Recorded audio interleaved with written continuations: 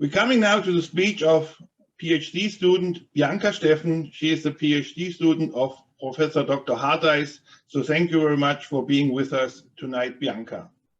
Bianca Steffen is a research associate and PhD candidate at the Institute of Educational Sciences at the University of Paderborn in Germany. She studied educational science and media science in her bachelor's degree, as well as educational science and general studies in her master's degree, both at the University of Paderborn. Her current research interests comprise working planning, expertise development, and intuition. And I'm very thankful that Bianca is researching with us. We are in the middle of our main study to intuition, different kinds of intuition, and we would like to know much more about it. Bianca, the floor is yours. Thank you for being with us again today. Last year we were sitting together in Suderburg. Now it's completely online. What a pity. Thank you, Markus, for explaining words, so I don't have to say a lot about myself. So I'm talking about measuring intuition with vignettes. I'm trying to find out something new about intuition in my PhD studies, and I was very happy that I could also provide a methodological contribution in this conference. So this is now the state of my PhD study. And in some points, I will try to connect to what Kristen Hartheis already said, especially about the challenges connected with measuring intuition. So intuition, I don't have to repeat too much, but I will set some highlights. I wonder whether the video works. No, it doesn't. That's a shame. So intuition is knowledge and the capability to make decisions under conditions of uncertainty and missing or contradicting information. And it's also pattern recognition within complex stimuli. Now the video should start to work. I could switch to the normal presentation, but I can also try to explain what's going to happen, because the little dots you see up here, they start moving. And then you see shapes coming in, and then there are colorful lines to connect the dots, that you see triangles and squares, and that you see the patterns within the dots, the moving dots, the stimuli. So intuitive decisions emerge on their own and without explicit awareness, without the evoking of cues. So they are beyond consciousness, and also without the evaluation of cues, but also without the evaluation of alternatives. So you know what to do without thinking, should I do A, B, or C? So you just know A is right and I'll do that. And it's, as Christian also said, produced by system one operations. So it's automatic, involuntarily, and effortless. So the main shell, oh, that doesn't work at all. I think I'll switch to the other way of presenting, because now you can't see my slides.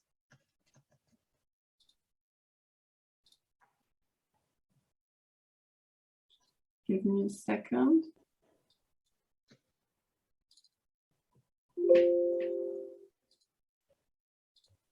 Give me 2 seconds.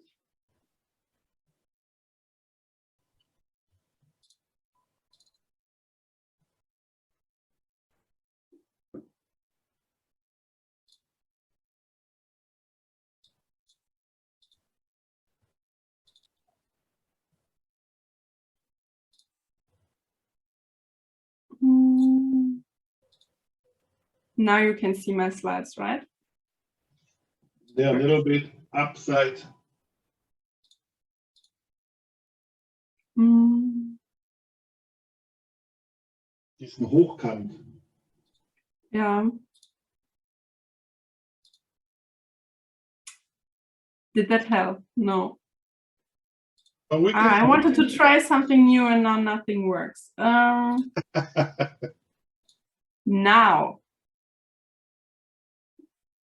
Is that better?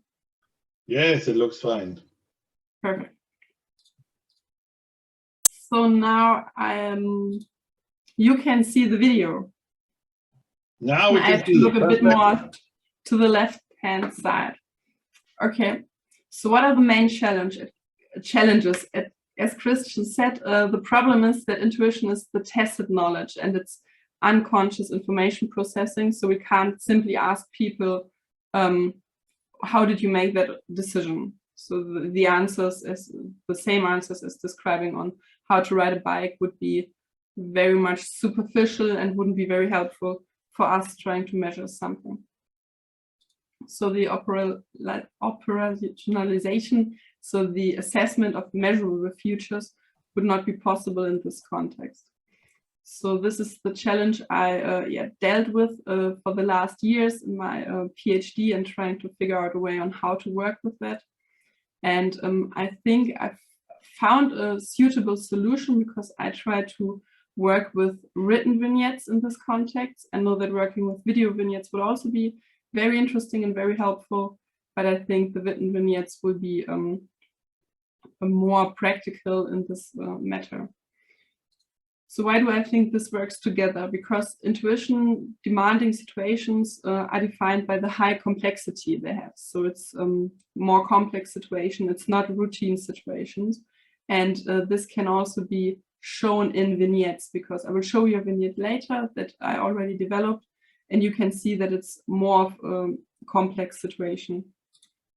And then it allows for a variety of solutions, because it's not just one perfect solution, but there are different solutions possible to deal with the situation. So different decisions that would lead to an adequate solution, other than the canonical knowledge, where there's only one solution, and the book says this is right and only this is right. And we have system 1 operations, so the people have to decide without rationally and thinking about it and evaluating different alternatives. Of course, it's about decision making. So the vignettes asks the professional to make a decision, to describe, to write down what they would do. And we have concrete situations, which makes it, of course, practical in research, because we can compare different solutions.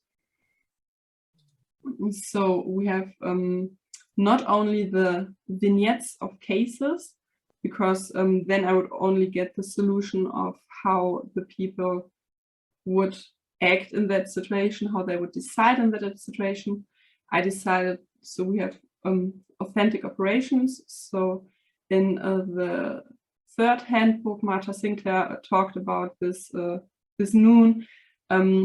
She talked about my article where I had interviews with crisis responders, and I used these interviews again to develop authentic operations about how the people acted, and especially what are challenging in situations in their work. And these will be validated by experts. I will talk about that process later. And then we have the comparison of the participant solution and the expert solution in the questionnaire. So I will ask the experts about how they would decide in that decision, in that situation, and I will ask the participants in my final questionnaire what they will do, and then I can compare these things. And the second thing is that I will use the scales on information processing. So I will use Novak and Hoffman's situation-specific thinking styles, scales, that measures whether somebody is making a more rational decision in the context of a specific situation, or whether it was more intuitive. So the items are more like, I trusted my gut, or I elaborated on alternatives. So these would be the items on the different types of the scales. So I want to combine these things, so the vignettes, the answers of the participants, the comparison of the participants' answers to the expert solution, and then the scales on information processing, to try to get a grasp on how the people make their decisions. So what does the questionnaire look like in more detail? Of course, you have the introduction, the data protection, and the instruction. I brought this here. It's obvious, of course, for everybody, but because the instruction is very, very important in this context of vignettes, because you have to really explain the people in a very understanding and good way how to deal with the vignettes, what they're supposed to do. So it's a bit more complicated than in a normal questionnaire where they are just asked to to make their crosses on the little numbers. So then we have the first vignette, and then the people read the vignette. They provide a free text answer on how they would react in that situation, what they would do, what their most important and next steps would be. And then there will be the situations with the specific thinking style quest item scales. And this will be the same for, by now I have 7 vignettes, but I will decide on the 3 or 4 best vignettes with the experts, so that there will be 3 or 4 final vignettes for the questionnaire, and the people will be asked to give the free text answer and then to answer the scales. And then I will have final scales on mental simulation, the modified rational experiential inventory that is also in the questionnaire that's going on right now with the Ostfalia, and where Markus always tries to motivate more people to engage with. So that's the same, these are the same scales. So I will also use these in the final part on mental simulation. I won't go into detail on this because this is for my PhD project. For the bigger research question, I'm now trying to focus on the intuitive and vignette part. And then we will use, or I will use the ELOB. These are also other scales, the elaboration on potential outcomes in the context of mental simulations. So I won't go into detail here. And finally, of course, there will be the questions on sociodemography, so age, gender, and years of experience that could also be taken into account considering the expert status of a person, but this is not yet decided on how far that will play a role, but I will collect the data. So what is the domain I'm doing this in? As I already said, it's crisis response workers, or a more general term internationally might be psychosocial emergency support. In Germany, that's Notfallseelsorge. So we have trained volunteers. They offer first aid for the soul. They're called to emergency, but not for medical support, but for on-site spiritual and moral support in the context of sudden deaths or severe accidents, or when somebody has to go to the police and tell whether a dead person is a relative of themselves, so that they have psychosocial support in all of these situations. And it's a short-time intervention to overcome the first emotional reactions. So the people are called by the police or by the medical staff and by the first responders to a situation, and they of course do not know the people they're working with. And then they have to support them to activate their social network, to decide, okay, who shall we call, who shall we inform, what is important to do now, what are the next steps. And as you see, many different tasks and many different situations, always new. And also, first short time intervention. So they stay for the most time for 3 or 4 hours with the people. So they're not staying with them for a very long time. They're not supporting them for a long time, because then the people would be sent to normal therapy or counselor.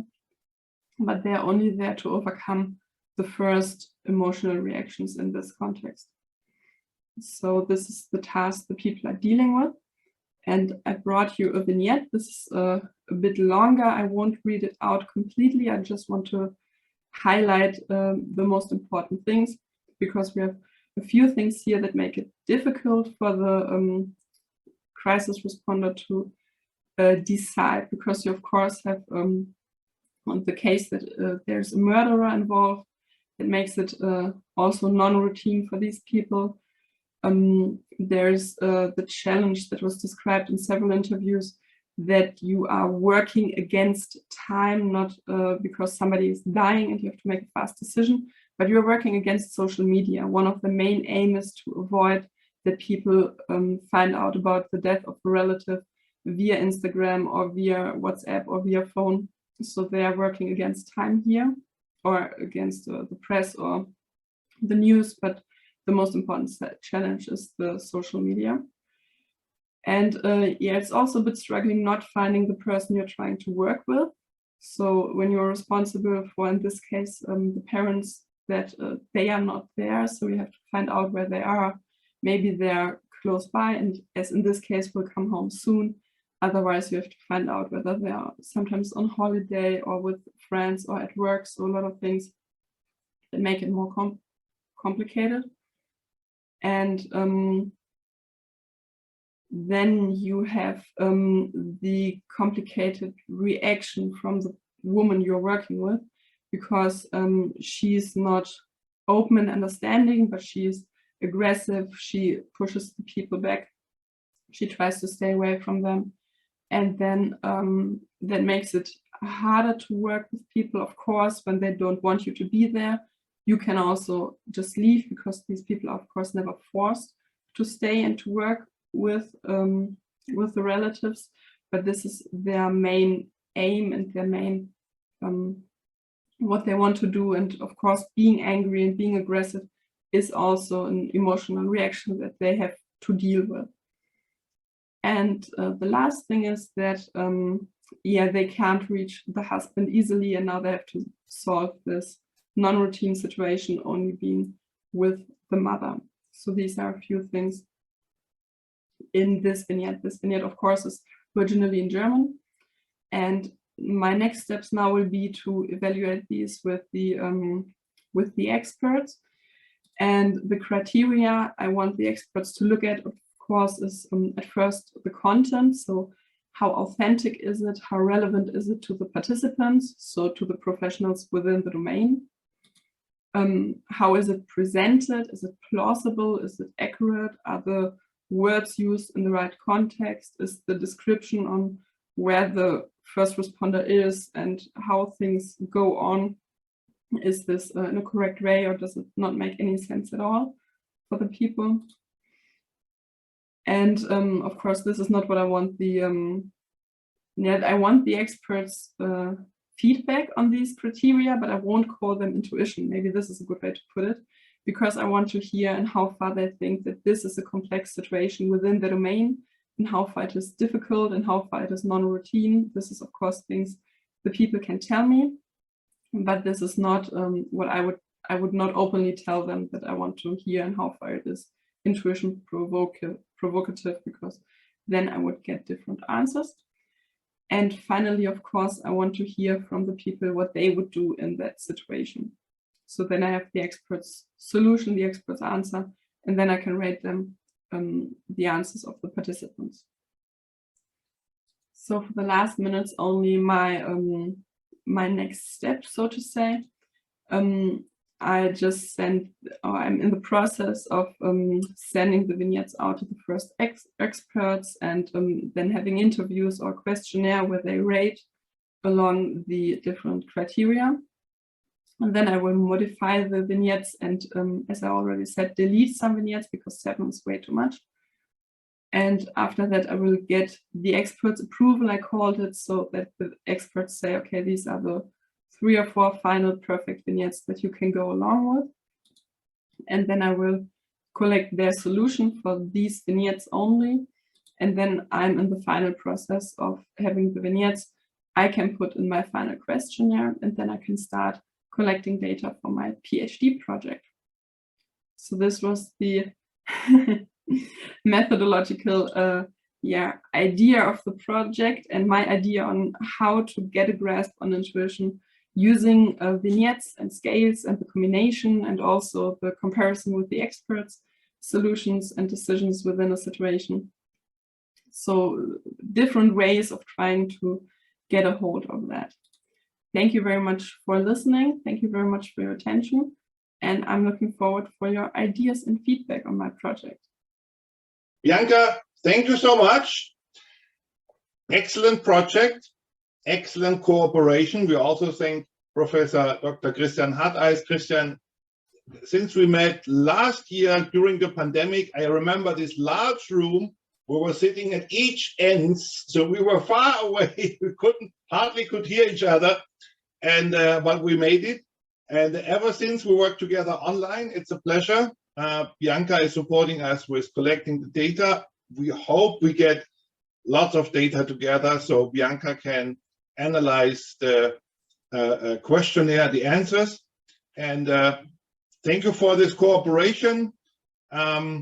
We will keep on researching intuition, and we hope we work together. Christian, I know you have to run. Unfortunately, you missed Marta Sinclair, you missed Francesca McCartney. It's your own fault. We have a great program, but I know the life of a professor is hard.